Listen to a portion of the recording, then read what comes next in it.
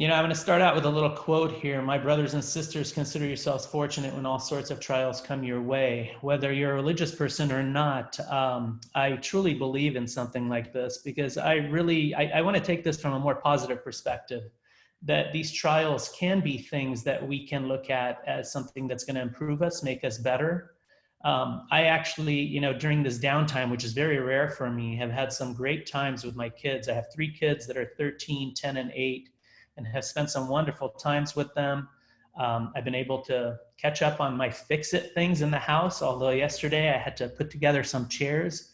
And I swear to you, I can take apart a mouth and put it all back together with implant surgeries and things. And that chair must have taken like 2.5 hours to do for a simple chair.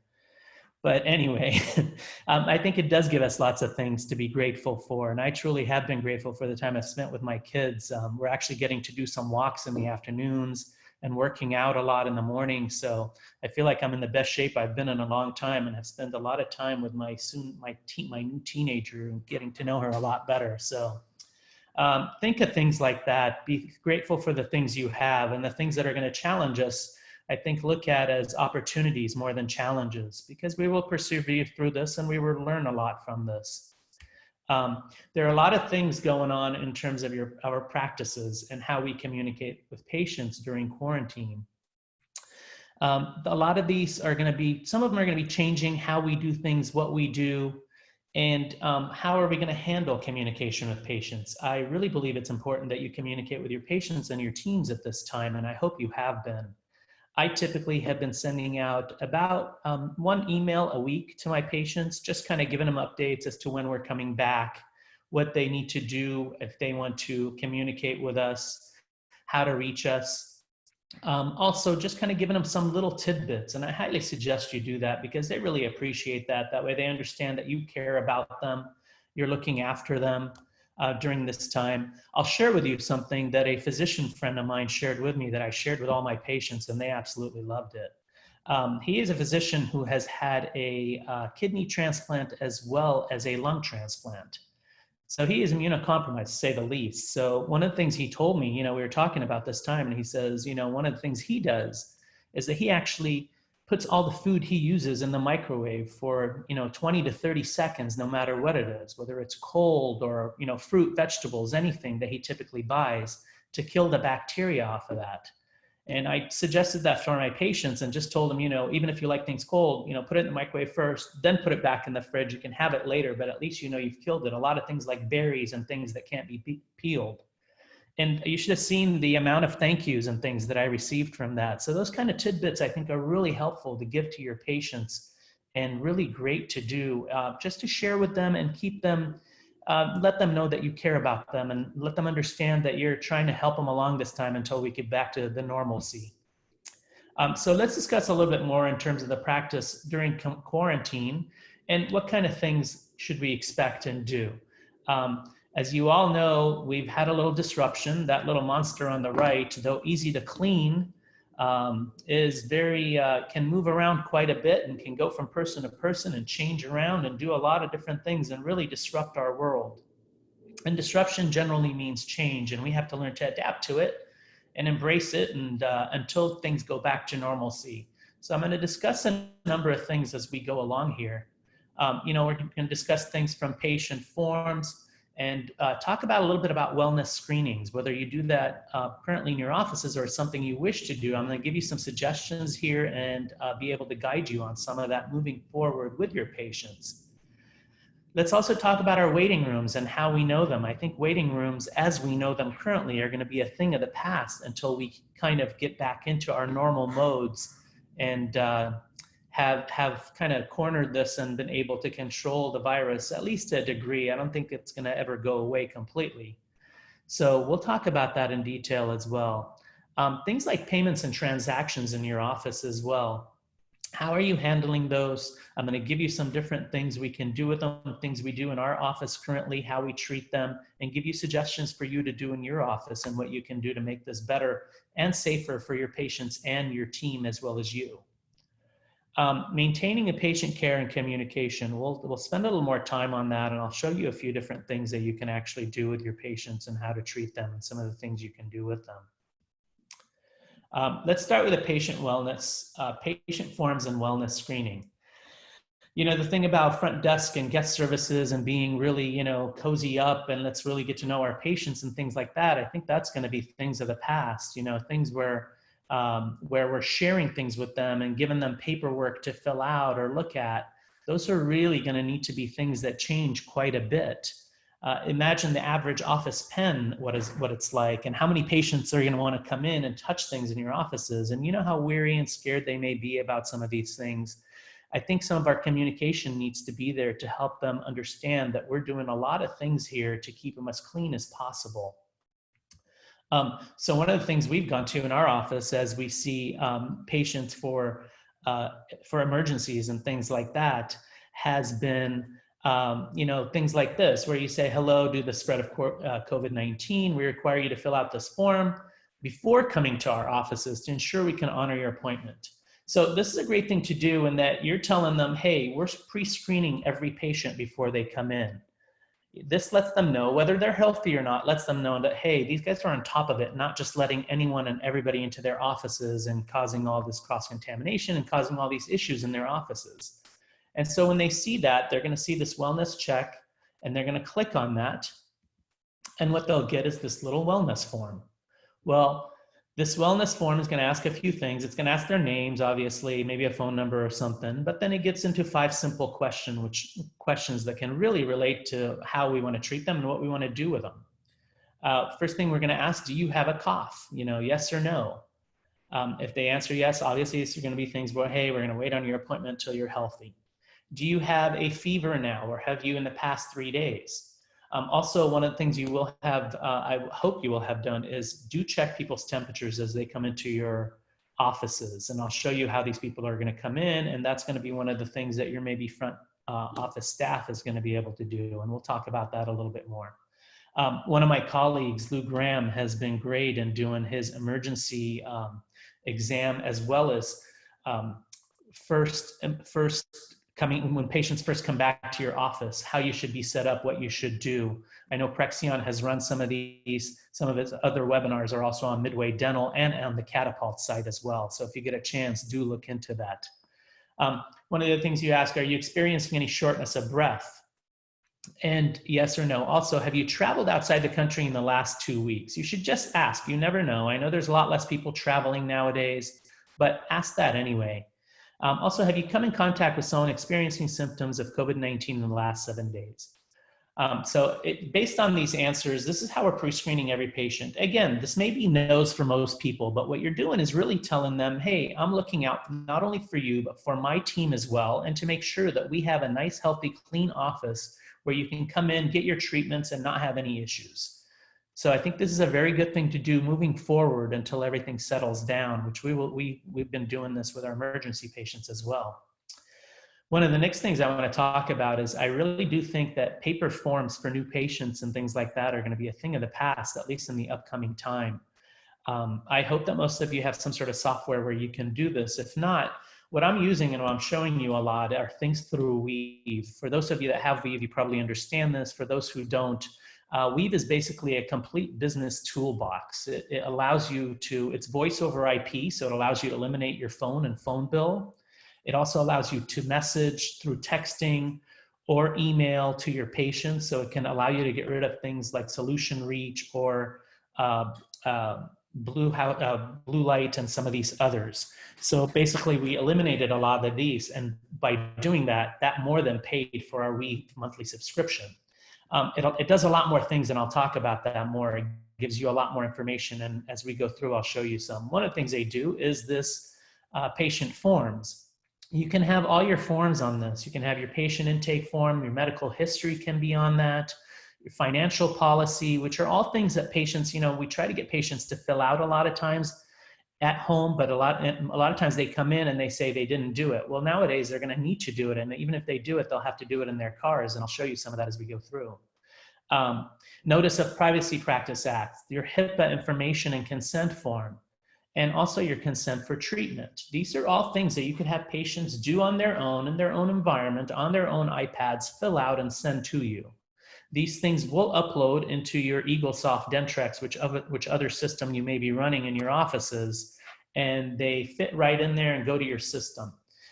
These not only allow you to basically get all the information without having to touch base or touch anything the patient's touched, this really saves a lot of time too. For those of you that have been to some of my lectures in the past, you understand that I speak a lot about business. I love dentistry, but I also understand that it's a business. And one of the things that I always talk about is knowing a lot of your numbers. In dentistry, a couple of numbers I want you to generally know about, and that is always know how much it's costing you to be open per hour. So one of the reasons I like knowing that is it kind of lets you look at some of the different procedures that you do and how much they're getting worth. And this is a real simple thing that you can get from your accountants. You can get the information, your AR information, take all your monthly numbers, your expenses, divided by the number of hours you're working, and that allows you to understand and see how much it's costing you to be open per hour. It's really going to open your eye when you see what kind of procedures you do and how much you get paid for certain procedures. Anyway, the reason I bring that up is because when you have your patients fill out forms like this, or where your actually office staff is not having to take them and enter them into your software, you're saving the time that the team is doing, that the team takes doing that. Your two biggest expenses typically in a dental office are going to be your rent and your expense for your team members, your employee pay. So if you can eliminate anything with that using technology, I'm always all for that, because if I can eliminate that number, make my team really focus in on patient care, treatment planning, keeping the schedule full, things like that are much more important than having them spend time doing these sort of things, which can be automated and can make your life a lot easier and a lot cleaner nowadays as well. So waiting rooms are going to be one of the next things we want to talk about. What are we going to do with waiting rooms and how are we going to be treating them? The typical waiting rooms that we may be used to, and some of your offices may be large, you may have some pretty good sized waiting rooms like the ones up on top left there. I think those are going to be a thing of the past, where patients are coming in and just sitting there waiting and hanging out until their appointment time is up. The picture on the lower right is my office, my current office, and how our room is set up. We don't get too many people in our waiting rooms in general, but one of the things I'm going to be doing is I'm going to be taking out that couch and taking away one of those chairs. And then I'm going to separate the chairs to one is on one wall and the other is on this other wall. I want as much space as possible between people. I don't want these there for people to come and sit down. Basically, I'm going to show you how we're going to treat people coming into the office. But just in case a patient comes out from the back and my front office is either busy speaking to a patient that just walked in or something, I want people to have space and try to stay at least 6 feet away from each other, at least for the time being.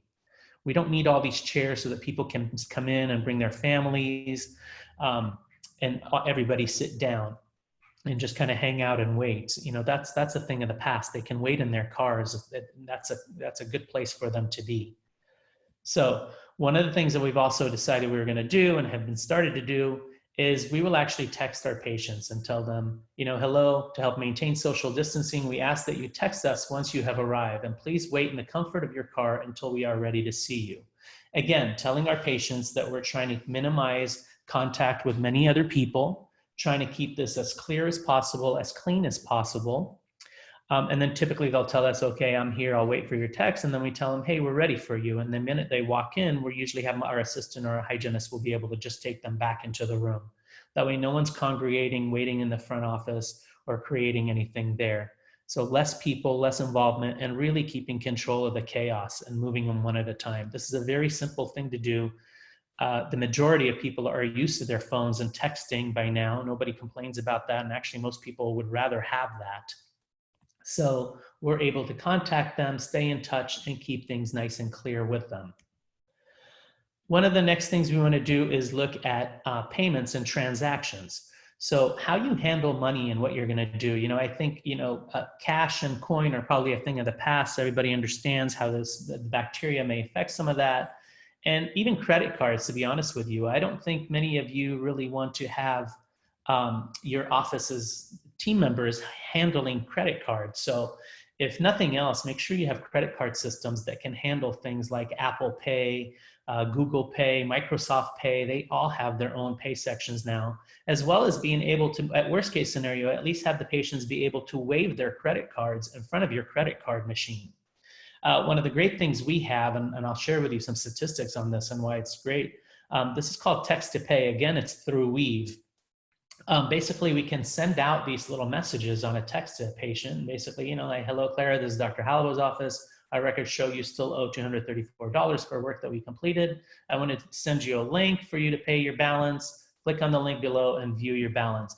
They click on it, they will see a PDF. It'll show them basically their statement. They can look at it, and then they can click to pay on a secure payment module. What is this doing for us? This is taking a lot of things out of our hands. Again, it's saving my team time, so they're not having to send so many statements. Whether you send your e-statements through Dentrex or something like that, that still takes time to do. Or if you do them manually, that takes a lot of time to do. This is much easier and much better. And I'm going to share with you a little bit of statistics on why this is so great. There's been 80% growth of people using mobile payments from 2015 to 2020. This is a super fast and convenient way for your patients to be able to pay, go in and out without touching anything, nice and clean, and they can go.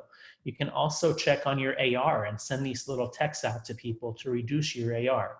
I know that most of you hopefully are trying to collect a lot of your payments beforehand, whether it's before treatment starts or at the start of treatment. But either way, this is a real fast and convenient way and a very clean and sterile way for you and your team to be able to collect the money that you need to come in. One of the things we've also done is that we've actually been sending out these texts to some of our patients who have been on AR and offering a percentage off of their complete AR. And one of the things we wrote is we wrote a little note saying, hey, during these times, we've been trying to get more cash flow into the office. So we would appreciate you paying your bill at this time. And if you can do that, we will offer you, 10 to 20%, whatever you decide in your offices, off your complete bill if you're willing to do that. All of a sudden, we started getting money out of nowhere where some of these people weren't paying it. And there were some accounts that, we were thinking about were dead accounts, essentially. They started paying us on some of these. So consider doing things like that. I think it's a very good way to try and get some cash flow back into your offices, especially in this needed time, whether you have applied for these loans or not, and all that mayhem that's going on with that. Keep payment data off your networks. By doing this, you're able to keep all the payment data in a secure, safe mobile app that can take care of this for you. You're not having patients email you their credit card numbers or trying to share that with you in different ways over the phone and things like that. This is a very nice, safe, clean way to handle money and keep it off your networks. 70% of the people we send it to pay on the day of the mobile invoice. That has been a great thing for us. Think about that. If you get 70% of the patients that you have now to pay on the day of mobile invoice, how great would that be? What would that do to your AR numbers, and how nice of a boost would that be to your bank account? One of the other things too is we have 80% of millennials prefer mobile pay, and that's generally true. And like I said, 80% of the growth of people using mobile payments has gone up from 2015 to 2020. So some great ways for you to be able to collect the money and try and get some money into your accounts even during this downtime. Let's talk a little about patient care and communication. I really tried to speak to you a little bit about that earlier. I hope you are returning your calls and getting emergency calls. I have had, just this morning in waiting, I've had 2 new patient emergency calls. I'm not sure why. We've actually stopped all our AdWords and everything else, all our general marketing. And we have stopped it for now, and we're going to restart it within a week or two when we find out when we can actually technically go back to work. But I'm getting lots of calls from new patients who are actually going in and calling, and they're calling other offices and no one's returning their calls. I've had a couple of colleagues who say that they don't return their calls. And what I told them is, I think that's ridiculous. I think we're here to help people. And what you'll find is a lot of times you may not have to go into your office and see them. So what I've actually done is we have a protocol, and if we're not at the office, we have a calling service. When we're in the office, I'll show you how we text and what we do with that. But I actually return their call. I find out what's going on with them. Most of the time it can be things, if it's something that, I'll show you what we're doing with teledentistry here in a little bit as well. If it's something I can handle through that, if it is something that I do need to see them for, we are seeing people 1 day a week. We try to bring them in then if I can get them into prescriptions until we can see them that day. That's been our way of doing it. I know not everybody has PPEs, and not everyone's ready to be open, but do work on that and get ready. But you're going to find that you're going to get a lot of these patients. Their answer typically has been, hey, thank you so much for taking my call. I called a number of offices and nobody returned my call. Even some of these patients' own dentists wouldn't return their calls. So to me, you can be picking up a lot of patients here. Some of these patients as well, I've actually referred to my endodontist or my oral surgeon at times, depending on who it is or what it may be, if they're open on a particular day and this patient really wants to be seen. So that's another thing that you can do as well. I'll tell you a funny story. In California, it's been interesting getting some of the practices to open, because one of the things that we've had is a lot of our employees currently are making more money by staying at home than they are going into the office. So my endodontist is really having a hard time actually getting his staff to come back to work for him, because with the amount they're getting paid right now, they're getting paid more money to stay home than to be coming back to work. So that's a little bit of California craziness, and you may be finding it in your states as well, but we'll deal with that as it comes. But my point here is, please do communicate with your patients, and these people will be truly grateful. And then even if you send them away, what I've told is I send a text to my endodontist, giving them their information and telling him to let them know or remind them to come back to us once they're done with treatment. So you're going to pick up a number of new patients if you actually answer some of these for when you get back. And that'll help, bring things back in and hopefully help raise your checking accounts as well. A couple of things I want to show you. This is the Weve app. This is what we typically have and what we use in our offices. This is on my phone at all times. I can click on any of these. I can click on schedule and look at my daily schedule, see everything that's involved with it. I can go in and basically send out emails to my patients. I can message them. I've been telling a lot of them if they want to get in contact with me or get in touch with me to text us back. That's the easiest way to reach us, through the Weve app. If you don't want to share your personal number, that's a good way of doing it. You can look at your patients, your list. You can look at your office analytics. It can show you how well it does. The system also tends to reactivate for you and show you per month how the reactivation has worked and how much the value of each patient that it brings back is. So it gives you a number of things there. It shows you the reviews that have been left for your office and things like that. So there's a lot you can do with this site and a lot you can really understand and expand what you do without having to leave the office. And this is all on your handheld phone, so you can control a lot of this.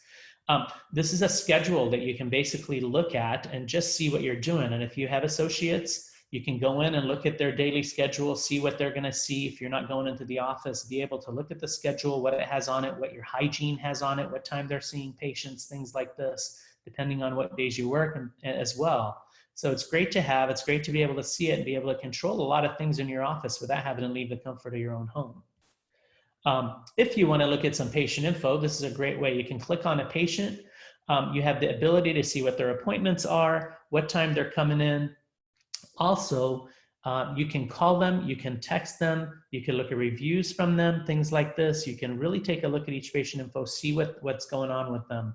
One of the great things about this, and I show a picture later, is whenever a patient calls and you have Weve on your desktop, their picture comes up and all their information comes up underneath it. When their appointments are, if they have any family members that need appointments, things like this. So when your team is talking to them, they can just basically say, hey, you have your son doesn't have an appointment. How would you like to make that appointment now? So lots of good information and things you want to understand from them. Also, post-op follow-up. I used to always call every patient after any patient who had anesthetic. It's a great way to build your practice. I truly recommend it. One of the things that I used to find at times too was that people would answer sometimes their phone and you'd wind up sitting on the phone 10 to 15 minutes. Now, I love my patients just as much as you do, but at times at the end of the day, you want to get home. Like I said, I have young kids and I always want to get home with them, have dinner, and then be able to tuck them in and things. So one of the great things about this is you can always follow up and a post-op check with them. I just wanted to check up on you and see how that swelling is doing, or I hope you're feeling comfortable after that implant procedure. Hope you're doing well, that kind of thing. What it does is it lets them know you care about them. You can always add your name and things like this as well in there, but it really shows to your patients that you're connecting with them, you care about them, and that you're actually understanding, being understanding to their situation, which, let me tell you, a lot of times in medicine, most of the physicians don't do this. Some of them will send out these email blasts, and we'll do the reviews as well, but this is just a personal touch that'll help you with practice growth. Missed call text. This is a great thing to have because, all the consultants I've had over the 22 years that I've been practicing have all said, never miss an office call, never miss a call into the office, always have other team members do it. Well, even when our 2 front office team members tend to go on there and try to answer the phone, there are times when they just can't get to every call. So I feel like this is a great thing to use whenever a call comes to your office. It just sends back a message from your office team saying, hey, we're currently assisting another patient and can call you back in 3 to 5 minutes. You can also text me back here if you'd like. A lot of times they just text back, oh, I'll just wait for your call, or thank you. Some of the millennials will actually text their entire situation and say what's going on, which is fine too, and that works great.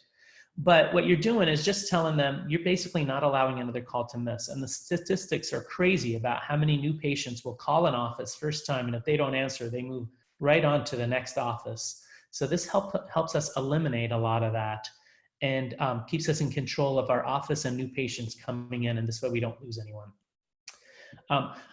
Also, so one of the great things that Weve also has currently is they brought in CareConvene, which is their basically teledentistry. This allows you to do teledentistry, which has become the new norm in our offices until things get back to the norm. Basically, you're able to screen your patients, see what is going on with their emergencies, understand their situations. You can do this face-to-face. You can set up time, see how they want to do it, have access to it, but it's all from the comfort of your phone again, and makes life really easy and makes it all in one place, really simple and really easy to do. So I know some of my colleagues, including Lou and some of the others, have been speaking a lot about teledentistry. I won't go into that much into this. We have a lot of information here, but understand that this is also an ability through the Weve app and through the Weve itself. So this is another thing that you can kind of look at and be able to do. And if you're not, you should look into this, especially now that we have downtime, to help build your practice moving along during downtime. So I've talked a lot about the phone use, and obviously that little tool that everybody uses, and I bet a number of you are actually watching our webinar through this right now. It's something that's really generally used by everyone. We tend to use it a great deal in our office. This is what desktop version can look like when patients call you. Their information pops up in front of you. You can even wish them an early birthday, things like this. It really allows you to understand you're answering the phone where it's, hello, Lisa, not, hello, who, how can I help you? Who is this? Lots of things to understand with it. If you want any more information, you can let me know here in the questions and things like that as we go on a little bit further. Now, the hopeful man sees success where others see failure, sunshine where others see shadows and storms. I really truly believe in this, and I think that what this coronavirus has done is kind of made us look at things, and I think it's going to change the number of things that we do, but it's also going to bring some positives. Some of the things, California is inundated with PPO insurances. One of the things that I've been doing is not only contacting CDA, but some of the insurance companies, telling them, hey, how are we going to be able to treat these patients at the prices that we may have for our offices when we have to spend all this extra money for PPE? Some of you may not take any PPOs, and that's perfectly fine. I've had colleagues also say that they're going to charge a general flat fee just to cover the PPE portions of their costs, which may be something you may think about doing, and that's fine too. But I think this is going to change the way insurances look at things and how we look at insurances and what we have to do with some of our patients. So I think there will be some positive changes from this and how it moves along. What do we do with these patients once they arrive into the office? Now that we've talked about some of the communication of them coming into the office, how they pay, things like that, what do we do with our waiting rooms? Let's talk a little bit about, and obviously there's a lot to this, but I'm going to talk about a little portion of this, and that's what do we do with them in there. We've been using CBCT to gather information on them and to really allow for the least amount of exposure and contact with patients for a very long time. I've had a cone beam. I'm actually on my second cone beam.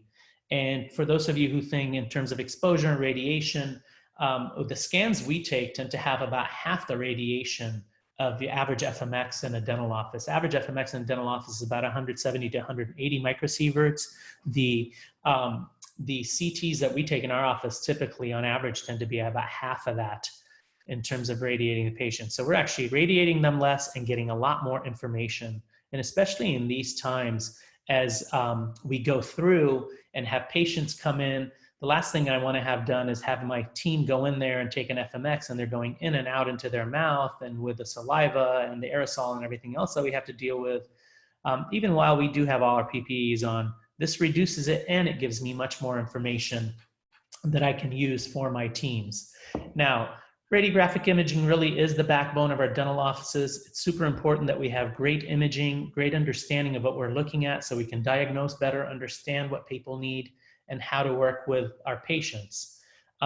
Obviously, radiographs have come a long way. That photo down on the right, I think, is a good indication of how we will be treating some of our, we have been treating our patients, and how it's a good idea for you to potentially think about treating them is to take maybe a CT scan while you're away. That gives you much more information than trying to take PAs or things like that on these patients. You can also take these in little sections, 4x4 or 5x5, depending on what you'd like in your offices. So you don't have to take a full CT scan on them if you just want to take a little area. And I'll go through that in a little bit as well. But just looking at radiographic exams, you know, PAs have been around for a long time. Same with panoramic x-rays. These are typically pretty convenient. They're pretty fast, fairly inexpensive, but they only give you a two-dimensional view, and they're not as accurate. You know, panos are considered 25 to 30% distorted, so nowhere near the accuracy. CT scans has pretty much become the standard of care, standard of safety for implant dentistry, and I really believe it is for actual general dentistry as well. It's very convenient, it's very fast. The patient's standing in that machine for 30 seconds to maybe 1 minute. The CT comes up, we use PreXion, which comes up within less than a minute. So that thing is up super fast. It's up in your room, and you're able to see way more detail than you could ever see from an FMX. And the accuracy level is to 0.1 millimeters. So it's incredible accuracy. What is CBCT? Well, cone beam computed tomography is what it stands for. It originally came into the market in Europe in 1996. The US market has had it since 2001. I think it's the most significant technological advancement in imaging. It has really changed the way we practice and how we see patients and what we do with them. It's truly the ability to diagnose. You can really see so many things with them. I call it the ah and the aha. You're gonna ah your patients with what you show them, and you're gonna be saying aha many times because you're gonna understand a lot more things than you did before and be able to see so much more in there. A lot of people tend to ask, well, what's the difference between cone beam medical CT? Well, cone beam technology uses a cone-shaped beam, and it acquires a field of view in only one rotation. That rotation may be 200 to 360 degrees, depending on the type of machine you have. But that one scan gets all the information that we need to complete a full 3D construction for our offices and what we need. And the radiation is about 40 to 60 times less than medical CT technology. So that's something we commonly tell our patients, especially some of the older ones who have had CT scans for different reasons, so they can understand and feel comfortable when we take a CT on them. What's the difference in cone beam technology versus panoramic imaging? Well, imagine stacking a number of letters that are just superimposed on top of each other. If you were to do that and looking at a flat image, you'd miss a lot of details, and that's sort of what's happening with a panoramic imaging. You're having a lot of these letters superimposed on each other, and you wind up getting some 25 to 30% distortion. With CBCT, each slice can be removed on its own. You can diagnose it each clearly, pretty accurately, and you can look at it in 3 different views, which is fantastic, and I'll show you some of that in just a minute. Some of the limitations of 2D, again, if you look at the shadow of this person standing there, you can all see that she's holding the pineapple, but what 2D doesn't allow us to do is to be able to see that she's also holding a banana in the other hand. That's the reason why we need the other view. So do we need other views? Well, I think we do, because sometimes if you look at things from a certain perspective, then you'd see that the prince is not being very nice there. Whereas if you look at it from an anterior-posterior view, he really isn't. It's just a matter of your views, and that's one of the other reasons why we do need views. So why CBCT in day-to-day dentistry? I think there's a number of reasons for it, and I'll show you some of these in a second. Obviously for implant placement, I think if you're placing implants without a CBCT, that's a big no-no. It's a standard of care, and God forbid if you ever have any issues, the first questions you get asked is, did you have a CT scan? Cone beam for endo treatment diagnosis. Pretty much every endodontist I know and most endodontists that are out there have a CT. If not, they're getting one. Most of them understand that they need to be able to see all these canals and not just try and feel for them or in case they miss anything. The great thing, and I'll show you the slide later, is I used to always send the pictures of my scan to my endodontist whenever it was a molar that had an MB2, and I'd say, hey, here's a molar that you're going to be seeing. There's an MB2 canal. Make sure you fill it. You know, he really loved that too, until he finally got his own CT and he told me, stop sending him. I got it. But anyway, you need to know that because you want to know whether you want to treat that patient or not. I mean, for those of you that do endo, God bless you. That's great. I'll do some of the simpler endos, single canals, things like that. But again, it kind of goes back to my talk about business. I've timed all our procedures, and a molar endo takes me far too long to do and winds up not being cost effective for us. So if it's something that I think it's not cost effective, I typically will send it out. Now, having said that, that's one of the only things we tend to typically send out. Most of the other things we tend to do in our offices, and I'll discuss that a little bit further as we go on. Cone beam for decay diagnosis. I'm going to show you a couple of different slides of that, so you'll be able to see that you can use cone beam for decay diagnosis. Third molar extractions, absolutely. You'll be able to see where the nerves are, how involved it is, whether it's something that you want to treat or not. Is this something where you want to sedate the patient or do oral sedation, or maybe send them to your oral surgeon? Cone beam for TMJ treatment and diagnosis. For those of you that do TMJ treatments, you probably already know that cone beam is an absolute essential for that. So you can see what that looks like, and I'll show you some great pictures of that as well. Apicoectomies, for sure, it shows some great evidence and shows you exactly where you're going, where you're working. Like I said, all endodontists are pretty much getting these. Diagnosis, treatment of impacted teeth, whether you do ortho or not, and whether you decide you want to help your orthodontist out. This is a great feature where you can see where these teeth are, where they belong, and where you can move them to. Even if you decide to just do access for your orthodontist. Cone beam for malocclusion, including ortho planning, and I'll show you some of that as well. Cone beam for bone grafting procedures and sinus lifts. Obviously, if those of you who do implants, this is a great thing to do. And for bone grafting, I really do hope most of you are doing bone grafting. That is especially if you're doing extractions, that is a great procedure which can add some great enhancements for the patient. And also it's a great procedure for you economically in the office as well. So that's something that you haven't done. Really take some courses and get into doing that. Cone beam for treating airways. For those of you that treat airways, absolutely. And those of you who are thinking about it, you will absolutely need that. And I'll show you some airway slides in there as well and talk about how the cone beam can be used for that. And it really does give you precise radiographic information, a lot of information that you'll be able to use within your teams and what you do.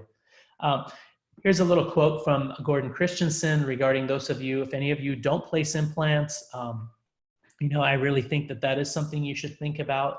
He suggests, you know, that general dentists should place at least half the implants in their practices. And, excuse me, like any other procedure, you can send the other half to specialists. I've been placing implants for almost 12 years now. I also teach implant courses. So if you have any need or have any questions about that, by all means, do email me or let me know and we can discuss that later. But think about doing this. This is a great additional procedure that you could be adding to your practice and maybe learning a lot more now during your downtime. And then getting back to getting some hands-on courses once we go back to our offices in normal life, to have an expanded treatment procedure in your office, to be able to expand your treatments and be able to keep your patients in office as much as possible. My patients love the fact that we can do most of their treatment in our offices. Like I said, molar endos are one of the things that we typically are the things that we send out. So let's understand some of the CBCT terminology and field of view and the image components as well. So a little bit just so you understand what we talk about. FOV is field of view. These are the different fields of view depending on your detector size and shape and the beam projection.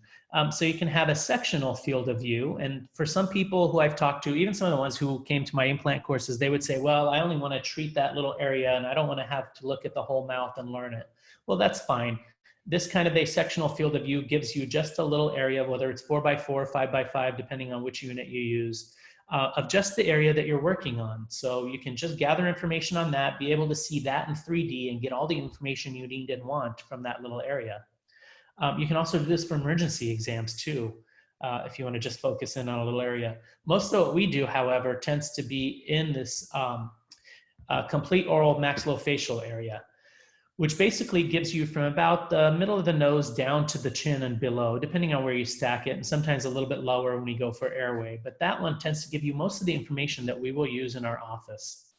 The larger field of view is typically used for orthodontist or reconstructive surgery. So that's something to keep in mind there. If you ever want to do that. One of the great things about PreXion also is you don't have to get all these different things in there. If ortho is not something that you typically do, you don't have to have that added on to your machine, so you can lower the cost of your machine. And it's something that you add on later, you can have it added onto your machine. How to read these CBCT images? Well, coronal is front to back. It's basically going from the front of the mouth, front of the face to the back, and it'll show you that view that you see on the right there. That's a coronal view. Axial, which is one of the best views to see and one that can really help you understand bone levels for implants or be able to see things like decay interproximally, because you can really break the tooth down and slice it down as far as you want to. Axial is from top to bottom. It's literally taking it from top of your head going straight down. And the view are what you see there on the right. And then we have the sagittal. Sagittal starts with S, so sagittal, side to side. This is the view going side to side through your head. And this can also show decay, as you see in that, in the right-hand side photo there, and you can have the image. And it can give you a lot of information in terms of bone height and other info in terms of decay and other things for you. So here are some scans. Some of these you can see whether you see some of the decay in some of these, if you want to plot out your nerves and see where they are, to see whether you want to do extractions or implants. That center image shows you very well in that axial view how some of that bone may be compromised there, where if you actually looked at a sagittal view, you would have thought, oh, there's plenty of bone, I don't have to worry about it much. So a lot of differences there and a lot of different things you can learn and see from these. Implants, obviously, I talked about the axial view, really allowing you to make a true determination of the volume of the bone available, so you can decide whether you want to place an implant, whether the area needs grafting or not. And if you're looking for certain things within the teeth, and I'll show you some of these as we go through with the next few images. Here are some endo images that show the MB2 canal. These are the images I used to send over to my endodontist and really piss them off at times, which is kind of fun. But this allows me to see whether I want to actually do this molar endo. If you like doing things, by all means, like I said, God bless you and go ahead and go after them. But this lets us know how often the MB2s are existent, or if they're not there and you want to just go ahead and do it. It also shows you unfilled canals. It can show you areas where you have infections, as you see in the image on the right. So you get to see a lot of different things in these slides, and you can really understand. The ability to diagnose is one of the best features, I truly believe, of CBCT, and one of the great things that I love about them in the office. I had this patient come in and they had said they'd been to 2 other dentists and they couldn't figure out what was going on with them. And a lot of times in my live courses, I ask you guys to go ahead and tell me what you see that's going on in this PA. And if you look at the PA, really typically not much is happening. The patient is having pain. He's not sure which tooth is coming from, doesn't really know. So, you know, taking a PA, you don't really see. And then we take a CT scan and you see a fracture. One of the things that I want you to keep in mind a lot, anytime you see a post in a tooth, think about a possible fracture. So when you have a CT scan with the image on the right, it makes life a little bit easier and you're able to see what was actually happening, and you wind up looking like the smartest person in the room when basically a CT scan gave you the answer and you're like, ah. And let me tell you, the patient really thinks highly of you and is never going to ever leave your office again when you're able to diagnose him and find out what happens, especially since he went to a couple other offices where they just told him, let's just watch it and see what happens. How about this one? What do you guys see there? You know, certain things like this, sometimes you'll see them and you're like, oh, you know, I have a pretty good idea of what this could be, how it can be done.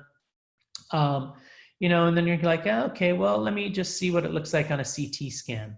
Again, you look at the CT scan and that lesion is coming from that post. That post is what's causing us the problem, and it's not quite the other teeth where that lesion actually looks like it is in the periapical. So this really helps us understand and diagnose, and lets us figure out what we're going to do next. Here's another one where you tend to look at, and you look at this and you look at it, when you look at the PA, you're going, well, it looks like the endo doesn't look too bad. What potentially could be going on here? Again, these are things I usually leave up and have you guys respond to, but since it's a webinar, I'll just go in and look at them. When we took a CT scan, what we noticed was that there was a whole other canal that wasn't filled in this tooth, and that's why the tooth was having pain and there was a lesion there. So you get to really see some of these things and understand why it's important to be able to diagnose and be able to see things. Caries detection. There's different ways of doing this. There's a lot of interproximal decay. You can do it in this format. Also, you can do it in an axial view. One of my colleagues, Dr. Julian, tends to show it very well in some of the courses he's teaching through PreXion as well, where he shows how he does every single tooth, and I won't steal his thunder, but he goes down an axial view and shows where all the decay is between the teeth as he slices through them. Incredibly accurate as well. TMJ evaluations. For those of you that do TMJ treatment, you want these great clear pictures and be able to see what the condyle looks like and in whichever position you have them in, and kind of see where they are and what they're able to do and what you're going to wind up doing with these patients. Impacted teeth I spoke about. I'm not sure if you do ortho in your offices or not, or if you work with an orthodontist, and typically you'd have to send some of these out to an oral surgeon. In cases like this, sometimes we can create an access way for the orthodontist, and he can go in and start pulling that tooth down into position. But this really allows you to see where the teeth are, where they're positioned, and how they are positioned in the mouth to allow for surgical planning. Also, third molar assessment. I tend to do this. This takes less than a minute to do to show patients. You can really see if that molar is wrapped around that nerve and if that's something you want to tackle or if that's something you want to refer. And you can also show them a lot of things, like look at the crowding between their teeth. So you can really show them a lot of things, bone loss, some different things in their mouths based on some of these images and some of these little creations you can do that take less than 60 seconds. This lets you determine whether, is this somebody that you want to treat? Is this somebody you want to send to as a referral? Is this something you want to do in oral sedation? So it just gives you a lot of information, allows you to do things and understand what you want to do with the patients. Whether you have third or fourth molar evaluations. I had an interesting one recently, a few months ago, where a patient came in, they had lost all their teeth, and all of a sudden they're growing a third set of teeth. I hadn't run across that one yet. That was pretty interesting. It was a molar, a new molar was growing back there, and the patient had never had one before. We have some x-rays on them, so we knew.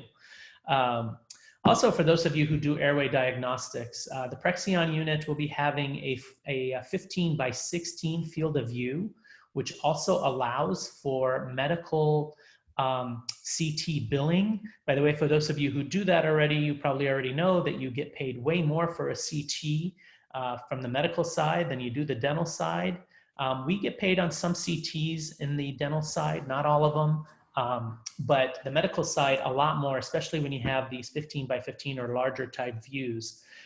This particular software comes along with your machine, with your PreXion machine, and it allows you to see how large their openings are. I won't go into a full airway talk here right now, but you'll be able to measure their airway. That bottom center photo is somebody who has a very closed airway. When I see something like this, I start a conversation with the patients like, how do you sleep at night? And they usually look at me like, oh, this guy already knows.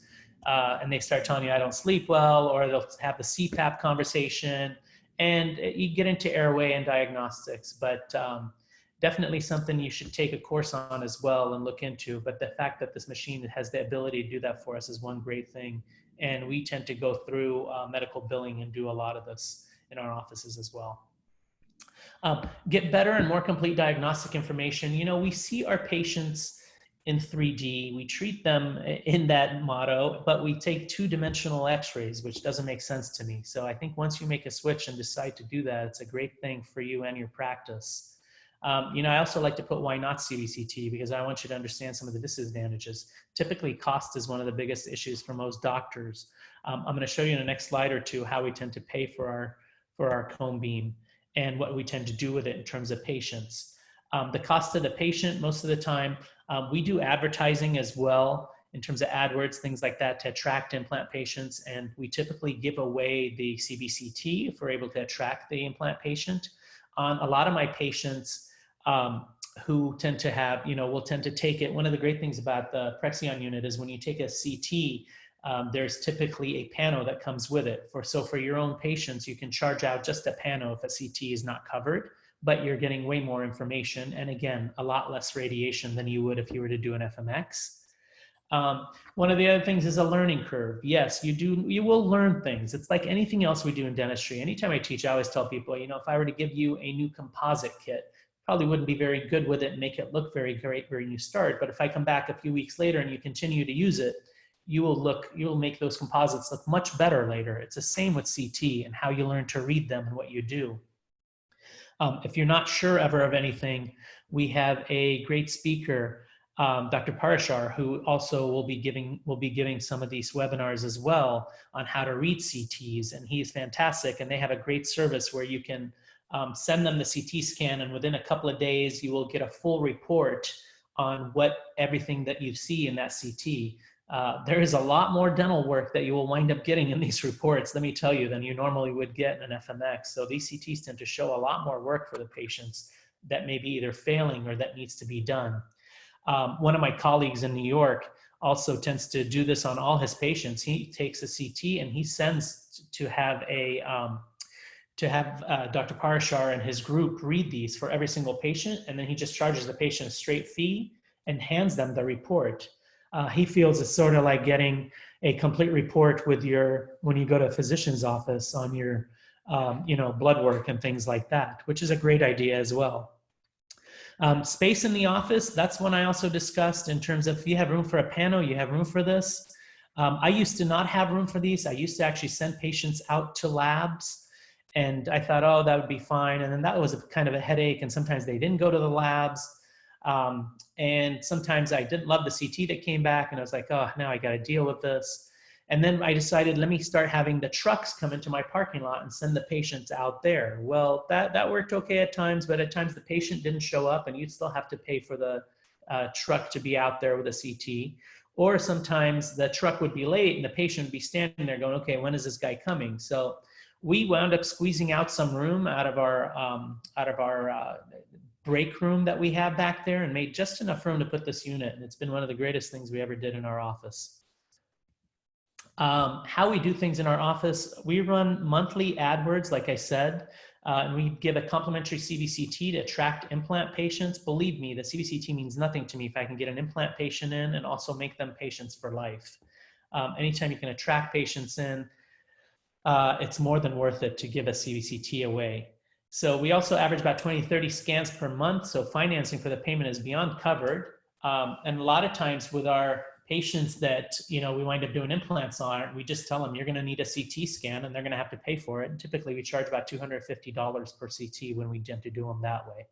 And on a lot of them, like I said, we also tend to do it where we're charging them as panos, so they don't wind up having to pay a lot of money out of pocket. Which CBCT? PreXion is the most balanced system that we found out there with the highest resolution in the industry. One of the greatest things that they have is they have a 10-year bumper-to-bumper warranty, which is unheard of in this industry. No one gives that kind of warranty. That's how sure they are about their product. And to me, the scans themselves are what sells this unit because they are amazing. I go into much more detail in one of my other courses next week. If you get a chance, come in and check it out on voxel size, pixel size and things, but the resolution is fantastic. Speed of the scan, it's less than a minute. They give you your own server with it, so it winds up being super fast.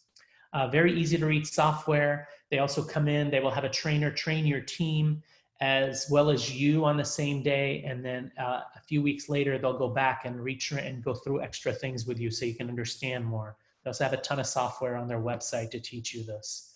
Amazing customer service. They tend to have 2 different sites for customer service, one on the East Coast, one on the West Coast. They are typically on your computer remotely almost instantly when you call them. And they will send somebody out to you if anything breaks down. We are never down with this unit. And I truly believe it's one of the best ROIs because it's not the most expensive unit. It's not the cheapest, but it really is the best unit out there. So sometimes good things fall apart so better things can fall together. I truly believe, like I said in the beginning, that I think we will learn things, we will persevere and become stronger and better from what is going on in our society right now. And that, you know, with every door that closes, a new one opens. I want you to keep that in mind and you know, keep your head up high, be thankful for what you have with your families and what you truly have that's cared for and what you can do out there. On your own. And, you know, I think we will all persevere through this, make some changes in our office for the better and get through it together. Now we will take any questions. Thank you. You've been a great audience. I'm going to come up here and get Tim back on and see what he'd like to do with the questions. You know, we have one question from a doctor. Let me find it here. And he wants to know, what is the best CBCT on the market? I know you kind of covered that. Is there any other details you want to give? Anything else you've used? No, I think one of the best things you can do when you're out searching, and this is what I do whenever I'm buying a large piece of equipment, is I bring in some of the reps from some of these companies and have them show me what they have. And when you do that, you know, by all means, you can ask Tim about the PreXion unit. He will get somebody out to your office. They will show you how it works. They will show you in detail with it.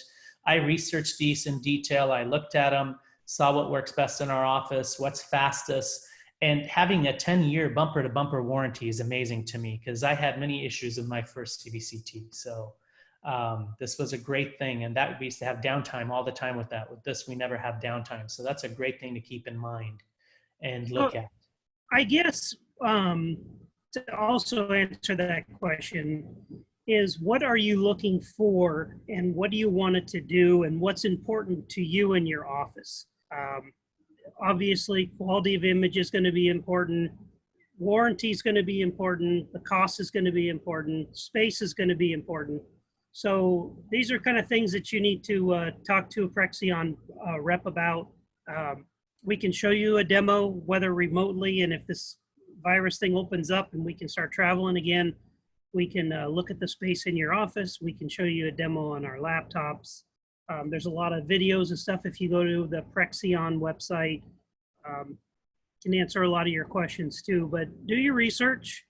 I know that there's a lot of doctors that speak for us that have used other machines in the past that fell on PreXion, and now they're so proud of their machine that they talk on behalf of us. So, and you go to a lot of these lectures and they won't mention a product by name, but these guys do, because they use the product themselves. So hopefully that answers the questions. Yeah, I noticed there's a couple of Weve questions in there. For anybody who has a Weve question, I think Mike just put his information down in the chat there. So if you have any questions for Weve or anything we do with Weve, please feel free to text or email Mike there. He is more than happy to answer any of your things. In terms of the CBCT though, absolutely play with these. I think that's one of the best things you can do is check out the different units, and you'll be able to see when you compare apples to apples that this unit stands up there pretty well on its own. So, all right. Any other questions there, Tim? No, I think we're good.